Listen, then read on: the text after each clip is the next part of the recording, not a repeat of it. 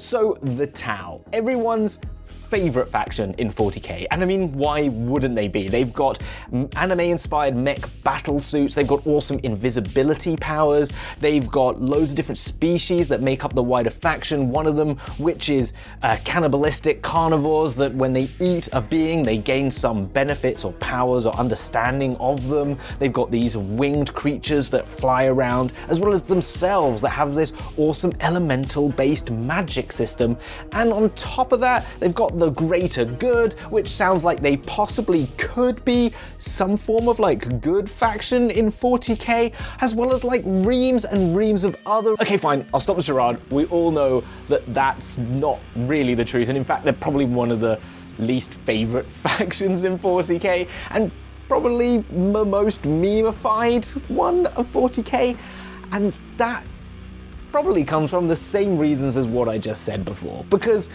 the anime-inspired mech battlesuits are, in fact, probably a little bit too crisp, a little bit too clean, a little bit technologically advanced for a grim, dark, far future, when you've got an Imperium that hulks along in Gothic-inspired mechanica, which is run by machines that are actually dead humans or lobotomized humans to make their computers because they're so scared of AI. Or even when you get to slightly more technologically advanced ones, like, for example, the Necrons, they're sort of undead steel skeletons cursed by an elder god. So when you've got something like, hey, let's go Gunpla, it doesn't quite fit in as easily as those other factions. So I can understand that. And yes, their ideas of the greater good hide a sinister background, and the greater good can be used to bad effect, but of all the factions, if you read a lot of the books, they are the ones that the Imperium especially sort of team up with on occasion compared to any of the other Xenos factions that I can think of, mainly because I read a lot of Kane books, and he ends up working with the Tau quite a few times, so they're an interesting faction at that, but they're not necessarily the most grimdark, and that is why we're here today, because I thought, what if we tried to make them thus, and not only grimdark, but what if they were sort of completely horrific, gruesome, and chaos corrupted to boot? And so I've gone and bought myself a set of these Crisis battlesuits, the most anime-inspired mech battlesuits you can find for your 40k, and we're going to turn them into that. If you've been watching some of the more recent videos on this channel, you will know that I'm not actually taking this into 40k, but using it in a 5-character warband in a game called 28 Psalms, which is inspired by some form of grimdark far future, but it's a simple rules-light skirmish game using the Forbidden Psalm rule set. Now, you really should go check out those videos if that sounds interesting to you, and if you are a wargamer and you are a kitbasher, I really recommend it because it allows you just to chuck any sort of models you've got about and build them into a very quick, straight on the table game of exciting and actually surprisingly has a little layer of depth to it which you wouldn't expect wargame. But before you go, why don't you stick around to watch this video where we're going to be making a grim, dark, chaos corrupted Tau battlesuit warrior. Roll the damn tape.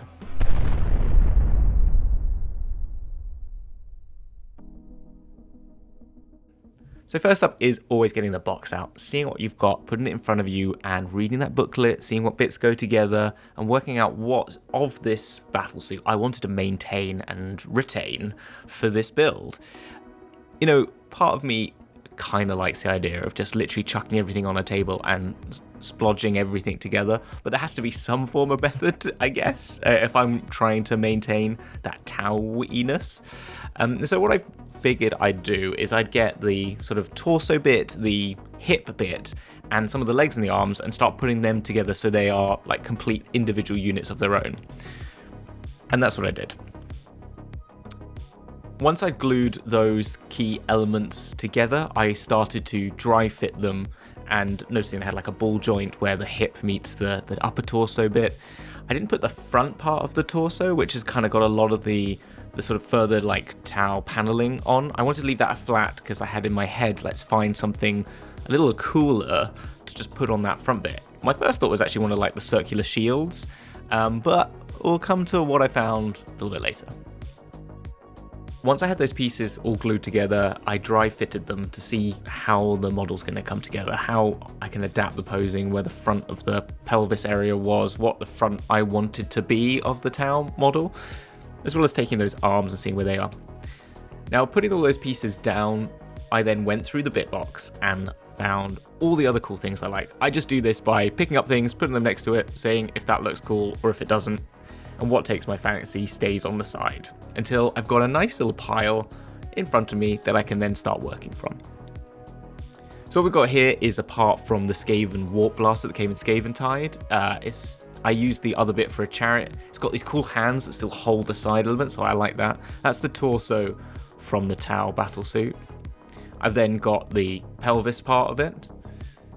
These are some Slangor legs, which I think are going to really bring that demon vibe. You know, I wanted to have a little bit of flesh on there, so I stole that. Those are the leg elements themselves from the Tau, but I don't think we're going to use that. I think we're going to use these Slangor legs, which, when I dry fit them to the sort of hip joint, they fit pretty perfectly. I'm not surprised because they have the same base size at the end of the day, the Slangors and those, so it was really a case of sticking them together and getting that base down on the base.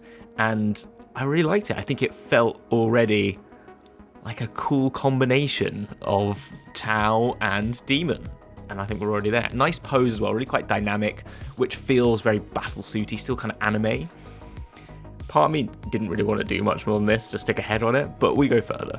I was looking at this warp tide part for the head, and I liked how these hands came up out of the suit, as if like that's what controls it, and it's this really over-the-size, stupid thing.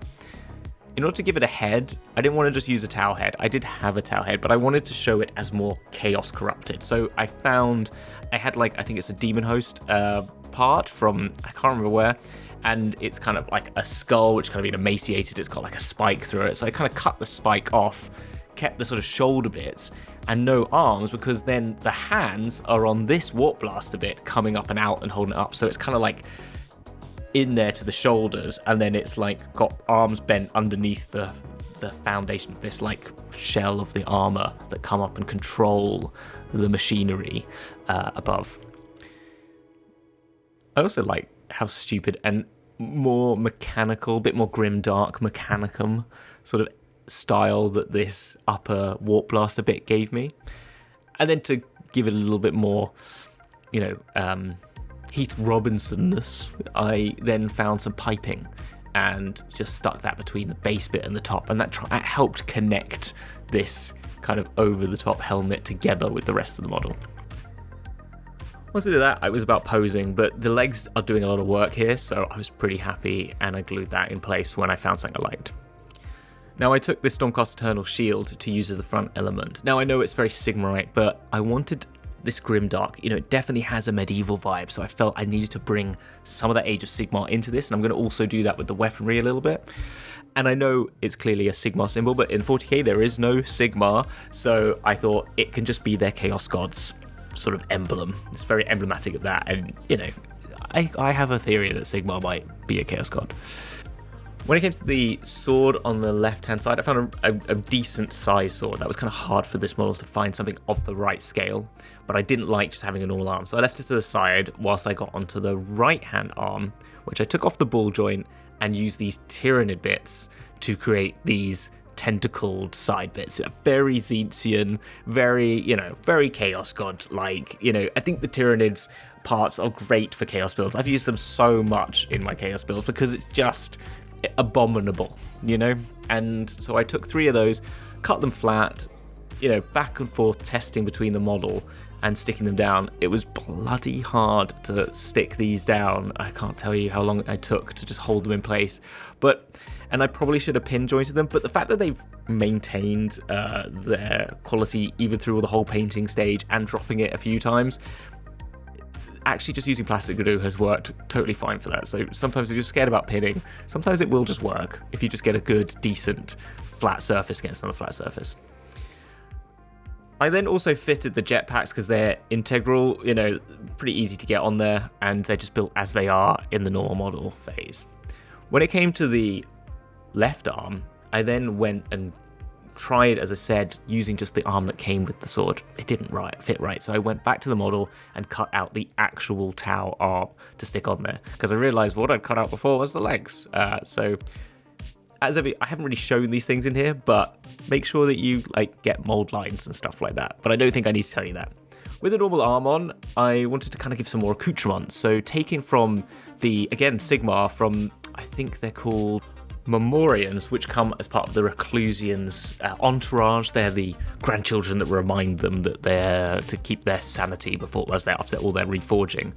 And it had this sensor that it's holding. So I just cut that off from the hands and then stuck that on the underside, and then took the sword off the hand, cut that up and stuck that on the top. So it gave a hilt with this over the top sensor, which is kind of swinging because I felt like it needed that balance. The left hand side had all these flowing tendrils, and so on the other side, just with a sword didn't feel enough, but having this chain coming down holding a sensor felt just equally balanced across the model and gave it so much more dynamism. We've got these legs that are moving in these really cool poses. It's kind of swooshing around. Yeah, you get what I'm talking about. And that was it. That is our Chaos Corrupted Town model built, so there's nothing left to do but show off the final reveal. And so here it is. I've tried to make this as grim and grimy as possible, but maybe I've gone a bit too far and I need to come back to it. But for now, I'm pretty happy with it. It's got white armor that I've then layered on shade after shade onto it. There's bits of silver detailing and grey for the piping. And then a little couple of elements of red for that fire warrior colouring that you have in the towel. And then the skin starts with a blue, and then I've layered on top of that some lighter tones and then loads of other darker tones with, again, bucket loads of grime and shade. I would like to put a bit more time into this one, do a couple of those edge highlights, do a little bit more of like some marking and some scratches, but for now, I'm pretty damn happy with this going into our 28 Psalms warband and being my go at a grim dark town. So that's everything for today. If you want to learn more about 28 Psalms and Forbidden Psalm, please check out the other videos I've done on this channel. You can see them up here. And if you want to see more of how I made the other models, let me know and maybe I'll put another video together on them. There's also loads of other kit bashes on the channel, so please just go have a look around and find what you like. And let me know in the comments what you think. Any tips and hints on how I can make this even more higher level painting, I will always take that advice. But we have come to the end, so this has been Theatre Macabre. It's been such a pleasure to welcome you here, and until next time, you stay safe in the Untied, everyone. Take care. Bye.